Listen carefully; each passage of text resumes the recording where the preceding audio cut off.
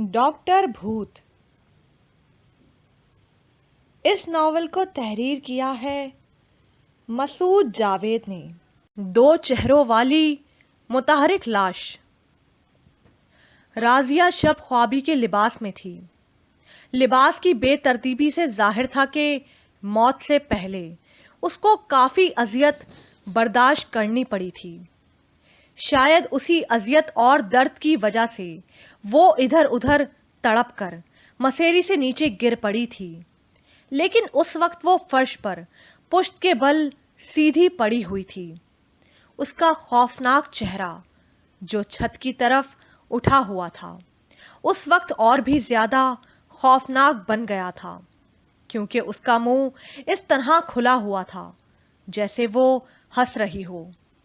ایک دہشت ناک ہنسی کا عالم اس کے موٹے موٹے ہونٹوں اور جھانکتے ہوئے بڑے بڑے دانتوں سے نمایاں تھا۔ موت کی ہولناک ہنسی۔ فیروزہ کو یہ سمجھنے میں دیر نہیں لگی کہ اس خوفناک ہنسی کا کیا مطلب تھا۔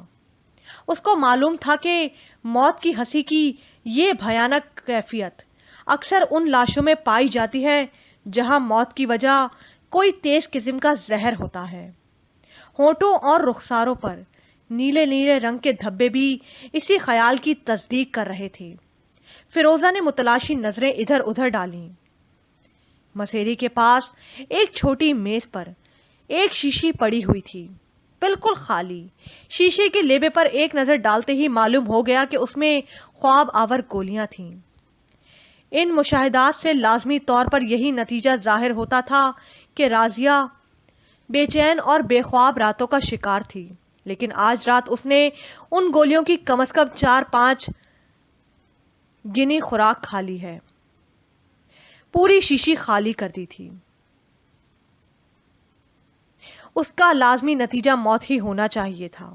ٹیلی فون پر آخری پیغام سے ظاہر تھا کہ راضیہ نے دانستہ طور پر خود کو ہلاک کرنے کے لیے اتنی گولیاں کھائی تھیں، لیکن پھر بھی یہ بات فیروزہ کو عجیب سی معلوم ہو رہی تھی کہ راضیہ یہ شب خوابی کے لباس میں تھی۔ اگر اس نے خودکشی کا ہی ارادہ کر لیا تھا تو شب خوابی کا لباس تبدیل کرنے کی کیا ضرورت تھی؟ لیکن ایک بات اس سے بھی زیادہ عجیب اور پراسرار تھی۔ اگر راضیہ کی موت کی وجہ یہی گولیاں تھیں تو اس کی لاش پر ٹھیک قلب کے اوپر یہ چھوٹا سا مگر گہرا زخم کیا معنی رکھتا تھا؟ یہ بالکل نمایاں تھا کہ زخم کاری تھا اور ٹھیک دل تک اتر گیا۔ ایسا زخم کسی بہت پتلے مگر تیز اور لمبے خنجر کا ہی ہو سکتا تھا۔ کیا راضیہ نے محض گولیوں کو اپنی موت کے لیے کافی نہیں سمجھا تھا اور خود اپنے ہاتھ سے ایک عجیب پتلا سا خنجر اپنے قلب میں گھونپ لیا تھا؟ اگر اس نے پہلے گولیاں کھائی تھیں تو بعد میں اتنی قوت سے ایک خنجر اپنے سینے میں گھونپ لینے کی طاقت اور مہلت اسے کیوں کر مل گئی؟ اور اگر اس نے پہلے یہ زخم اپنے سینے میں لگا لیا تھا تو یہ اس قدر کاری تھا کہ فوری موت لازمی تھی اور گولیاں کھانے کی فرصت ہی بعد میں نصیب نہ ہو سکتی تھی۔ پھر سوال یہ بھی تو تھا کہ وہ خنجر کہاں گیا؟ اصولاً یہ خنجر راضیہ کے ہاتھ میں یا قریب ہی پڑا ہوا یا پھر سینے میں گھسا ہوا ملنا چاہیے تھا، لیکن یہاں تو پورے کمرے میں اس طرح کا کوئی ہتھیار نظر نہ آتا تھا۔ یہ سوچنا تو بالکل حماقت تھی کہ راضیہ نے پہلے یہ مہلک زخم اپنے قلب پر لگایا اور پھر اطمینان سے اٹھ کر خنجر کو کسی طرف کھڑکی سے باہر پھینک دیا۔ ایسا کرنے کا کوئی معقول مقصد بھی تو نہیں ہو سکتا تھا۔ راضیہ کے گزشتہ خط اور آج رات ٹیلی فون کے پیغام کے معنی تو یہی تھے کہ یہ خودکشی کا کیس ہے، لیکن ایسی خودکشی کتنی عجیب اور کس قدر پر اسرار۔ تو کیا یہ ایک قتل تھا؟ مگر کیسے، کیوں اور کس لیے؟ لاش سے نظر اٹھا کر فیروزہ نے مسیری کی طرف نگاہ ڈالی۔ بستر پر صاف ستھری چادر لگی تھی، لیکن ادھر سے سمٹ کر بے ترتیب ہو گئی تھی اور سامنے کی طرف فرش تک لٹک رہی تھی۔ غالباً یہ راضیہ کے تڑپنے کا نتیجہ تھا جس کا باعث گولیوں کا زہر تھا، لیکن چادر پر خون کا کوئی نشان نہ تھا۔ یقیناً وہ مہلک زخم اس وقت اس کے سینے پر لگا تھا جبکہ وہ مسیری سے تڑپ کر فرش پر گر پڑی تھی۔ عجیب بات تھی کہ گرنے کے بعد وہ پشت کے بل سیدھی ہوئی تھی، جیسے خنجر گھونپنے کے لیے وہ اطمینان سے سیدھی لیٹ گئی ہو۔ مسیری کے کنارے پر ہی ٹیلی فون کا ریسیور رکھا ہوا تھا۔ فیروزہ نے اسے چھوئے بغیر ہی جھک کر کان لگا کر سننے کی کوشش کی۔ ریسیور مسیری پر الگ رکھا ہوا تھا لیکن لائن منقطع تھی۔ ریسیور میں کسی طرح کی کوئی ہلکی سی سنسناہٹ تک نہ تھی۔ تعجب ہے، فیروزہ نے دل میں کہا۔ ایک طرف تو راضیہ میں اتنی قوت بھی نہ تھی کہ مجھے ٹیلی فون کرنے کے بعد ریسیور کو کریڈل پر رکھ دیتی، اور دوسری طرف اس میں اتنی طاقت آ گئی کہ ہاتھ بڑھا کر لائن آف کر کے رابطہ منقطع کر دے۔ کیا وہ کسی اور کو فون کرنا چاہتی تھی؟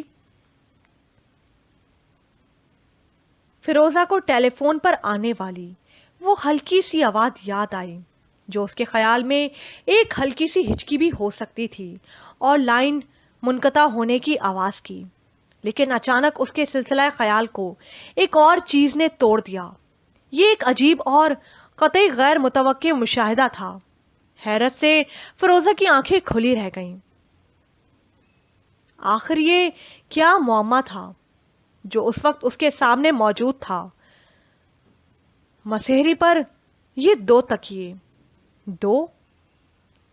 یہ ایک بالکل معمولی بات بھی ہو سکتی تھی۔ بہت سے لوگ ایک کے بجائے 2 تکیے اپنے بستر پر رکھتے ہیں، لیکن یہ بات کچھ اہم معنی رکھتی تھی۔ کیا آج رات راضیہ اپنی خوابگاہ میں تنہا تھی؟ اس سوال کا ایک جواب خود بخود فیروزہ کے ذہن میں ابھرا اور گرم گرم پگھلے ہوئے لوہے کی لکیر سی کھینچتا ہوا چلا گیا۔ اس نے ادھر ادھر دیکھا۔ ایک طرف لٹکتے ہوئے نیلے پردے کے پیچھے اسے کسی چیز کا سایہ نظر آیا۔ فیروزہ تیزی سے آگے بڑھی اور اس نے پردہ ہٹایا۔ ایک گہری سانس اس کے حلق سے آزاد ہوئی۔ پردے کے پیچھے ایک تپائی پر ایک قیمتی ریڈیو رکھا تھا اور اس کے قریب ایک ٹیپ ریکارڈر مشین رکھی ہوئی تھی۔ بظاہر اس مشین کا مقصد یہی معلوم ہوتا تھا کہ ریڈیو پر جو پروگرام دلچسپ محسوس ہو اس کو ٹیپ یا فیتے پر ریکارڈ کر لیا جائے، مگر معلوم نہیں کیوں اس وقت یہ مشین خالی تھی اور اس میں ریکارڈ کیا ہوا تازہ کوئی فیتا لگا ہوا نہ تھا۔ کچھ بھی ہو، یہ بات یقیناً قابل غور تھی کہ راضیہ کے اس شاندار فلیٹ میں یہ تمام قیمتی سامان کیا معنی رکھتا تھا۔ فیروزہ کے لیے ابھی تک یہ بات نامعلوم ہی تھی کہ راضیہ کا ذریعہ آمدنی کیا تھا۔ بہرحال اس کی مصوری کی نوعیت ایسی ہرگز نہ تھی کہ تصویروں کی فروخت سے زندگی کا اتنا بلند معیار قائم رکھا جا سکے۔ فیروزہ نے ایک بار پھر خوابگاہ میں ادھر ادھر ناقدانہ نظر ڈالی اور اس کے بعد باہر نکل کر دوسرے قریبی کمرے کی طرف گئی جو کہ ڈرائنگ روم کا کام دیتا تھا۔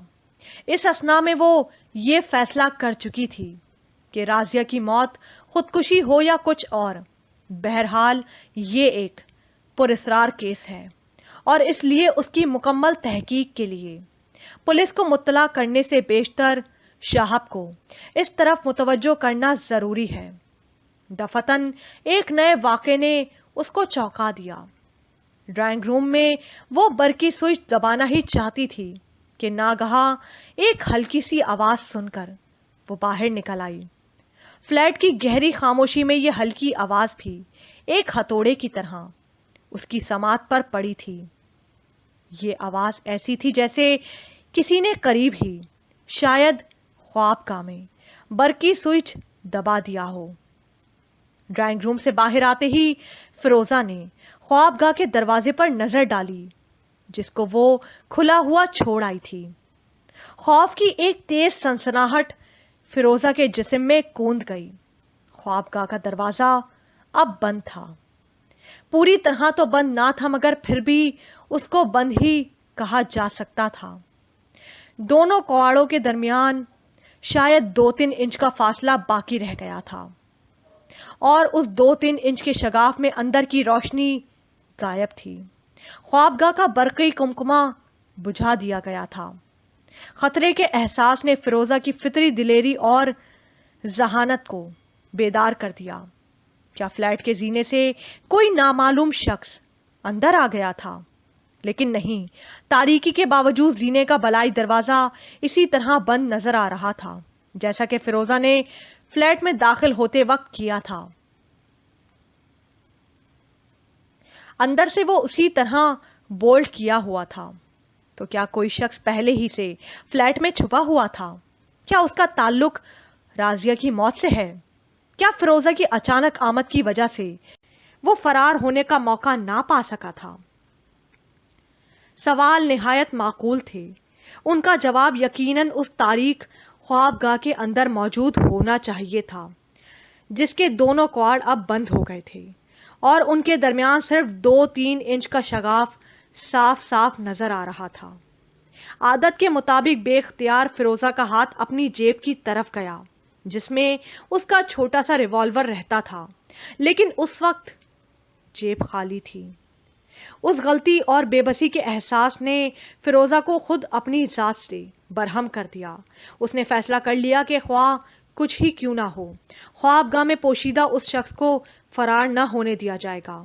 یقیناً یہ ممکن تھا کہ وہ قاتل ہو، ایک خوفناک خنجر سے مسلح۔ شاید وہی خنجر اس نے راضیہ کے قلب کو چاک کر ڈالا تھا، اور ایک قاتل ایسے حالات میں بے حد خطرناک ہو سکتا ہے۔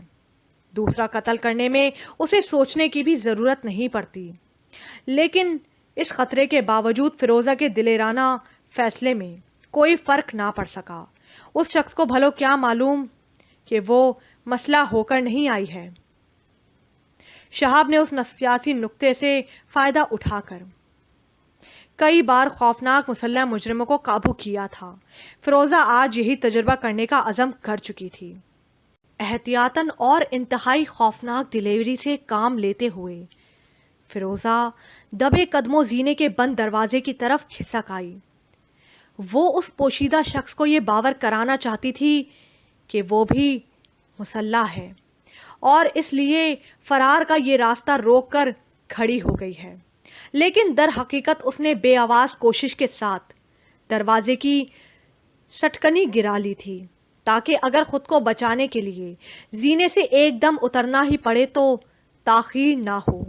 کون ہے اندر؟ فیروزہ نے پوری ایکٹنگ کرتے ہوئے دبنگ آواز میں للکارا۔ خاموشی، سکوت، ہتھیار ڈال دینے کے علاوہ کوئی چار کار نہیں۔ اس نے پھر ڈانٹا، تم بچ کر نہیں جا سکتی۔ شاید وہ کچھ اور بھی کہتی، لیکن اچانک اس کی زبان بند ہو گئی۔ ایک ہلکے سے کہکہے نے اس کو سہارا دیا، ایک عجیب کہکہا، ایسا کہ جو یہ کسی پاگل کا ہو سکتا تھا یا کسی بھوت کا۔ غالباً اس کو ایک کہکہا کہنا ہی نہ چاہیے تھا، وہ ایک ہلکی گلوگیر سی خرخراہٹ تھی۔ اگر ایک بھیڑیا اپنے شکار کو دیکھ کر غراتا ہوا خوشی سے ہنس سکتا تو شاید ایسی ہی آواز پیدا ہوتی۔ اور پھر ایک ساتھ بعد ہی فیروزہ نے ایک ایسا منظر دیکھا جس نے اس کی نسوں میں خون منجمد کر دیا۔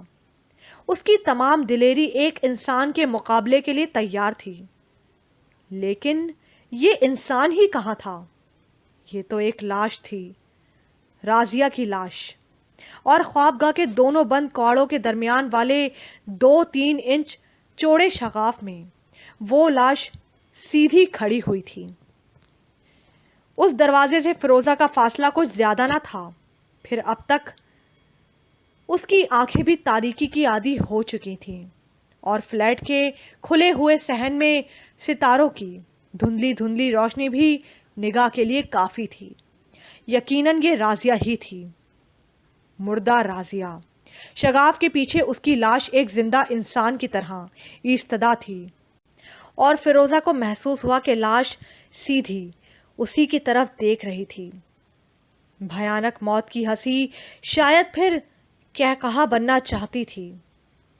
फिरोजा एक मामूली औरत होती तो गालिबन खौफ से चिल्ला पड़ती, शायद बेहोश होकर गिर पड़ती, लेकिन फिर भी ये मंजर इस कदर खौफनाक और इस कदर खिलाफ तवक्को था कि फिरोजा उसके लिए जरा भी तैयार न थी। मालूम नहीं कि ये कौन सा नफसियाती रद्द अमल था कि वो एक पत्थर के मुजस्समे की तरह जम कर रह गई थी। ऐसा मालूम होता था कि दरवाजे में खड़ी हुई उस लाश में एक ऐसी पुरअसरार ताकत उबल रही है जैसे जिसने फिरोजा को सहर ज़दा कर दिया था, जैसे अजदहे की जद में आकर उसका शिकार बेबस होकर रह जाता है, लेकिन जिस्म की तरह उसका दिमाग और हवास शल नहीं हुए थे। उसने देखा कि ख्वाबगाह का दरवाज़ा खुल रहा था।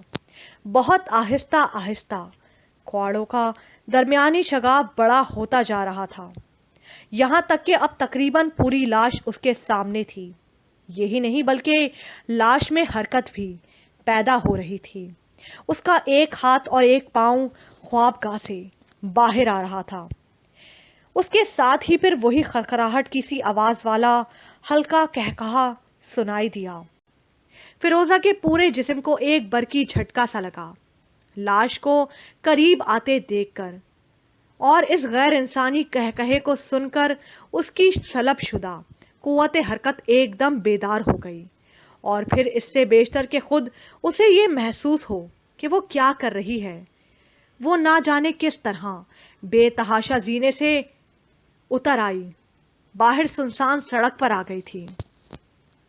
सड़क के दूसरी तरफ एक पार्क की झाड़ियों की हदबंदी थी। खौफजदा हिरनी की तरह फिरोजा एक ही जुस्त में झाड़ियों को पार कर गई और उन झाड़ियों के दरमियान ही छुपकर बैठ गई। उसका सांस तेज तेज चल रहा था। पसलियों के साथ उसका दिल पागलों की तरह टकराता महसूस हो रहा था, लेकिन उसकी निगाहें अभी तक फ्लैट के जीने की तरफ लगी हुई थीं। हर लम्हा उसको ये उम्मीद थी कि राजिया की लाश खिटखिट करती अब जीने से उतर आएगी। ये मंजर कितना ही खिलाफ कयास और खौफनाक क्यों ना हो, बहरहाल इस ड्रामे को आखिर तक देखना ज़रूरी था। तवील से तवील मिनट गुजरते चले गए। सुनसान इलाके पर रात की वीरानी छाई हुई थी। फिरोजा ने अपनी रोशन डायल वाली घड़ी पर नज़र डाली। 11:30 बज चुके थे। सुइयां बराबर रेंगती जा रही थी, लेकिन जीना सुनसान। फ्लैट से कुछ दूर हटकर बरकी रोशनी का एक खंबा था, जिसके ऊपर एक ऊंचे दरख्त की शाखें झुक आई थीं। उसकी रोशनी तो नहीं, अलबत्ता रोशनी का परतू राजिया के फ्लैट पर दीवार पर पड़ रहा था और उसका धुंधला धुंधला अक्स ख्वाबगाह की खिड़कियों तक फैल गया था। लेकिन उन खिड़कियों की तरफ या जीने की तरफ किसी जगह भी कोई हरकत महसूस ना हुई थी। पूरी इमारत एक मकबरे की तरह खामोश थी। इंतज़ार से उकताकर फिरोज़ा को एक बार तो ऐसा महसूस हुआ कि ये सब कुछ कहीं महज एक परेशान ख्वाब या महज वहम तो नहीं, लेकिन तकरीबन फौरन ही उसको एक खौफनाक जवाब मिल गया। रोशनी के धुंधले अक्स में उसने देखा कि ख्वाबगाह की एक खिड़की के पीछे वही लाश खड़ी थी, वही फटी फटी आंखों और खौफनाक मौत की हंसी वाली लाश, जिसे वो नीचे पार्क तारीकी में नजरें दौड़ाकर फिरोजा को तलाश लेना चाहती हो। फिरोजा ने अपने कांपते हुए जिस्म को झाड़ियों के दरमियान समेट लिया और एक बार फिर हिम्मत करके खिड़की की तरफ नजर डाली। लाश का खौफनाक चेहरा उसी तरह पार्क की तरफ झुका हुआ था, लेकिन इस बार वो चेहरा तन्हा न था। उसके चेहरे के करीब कुछ नीचे एक और चेहरा नमूदार हुआ, जैसे वो लाश के स्थानों में से उबलकर टिक गया हो। एक दहशतनाक मर्दाना चेहरा जो चमकती हुई भयानक आंखों के अलावा तकरीबन पूरी तरह बड़े बड़े सफ़ेद बालों से ढका हुआ था। सर पर लंबे सफ़ेद बाल और चेहरे पर लंबी सफ़ेद गुंजान दाढ़ी। वो सिर्फ एक लम्हे के लिए नमूदार हुआ और फिर लाश में समा गया, लेकिन इस झलक ने ही फिरोजा को بے قابو کر دیا۔ ایک جذبہ بے اختیار کے تحت وہ اپنی جگہ سے اٹھی اور ٹانگوں کی بھرپور قوت کے ساتھ بھاگ پڑی، لیکن یہ فرار محض خوف کے تحت یا صرف جان بچانے کے لیے نہ تھا، بلکہ وہ جلد سے جلد کسی قریب ترین ٹیلی فون پر شہاب کو مطلع کرنا ضروری سمجھ رہی تھی۔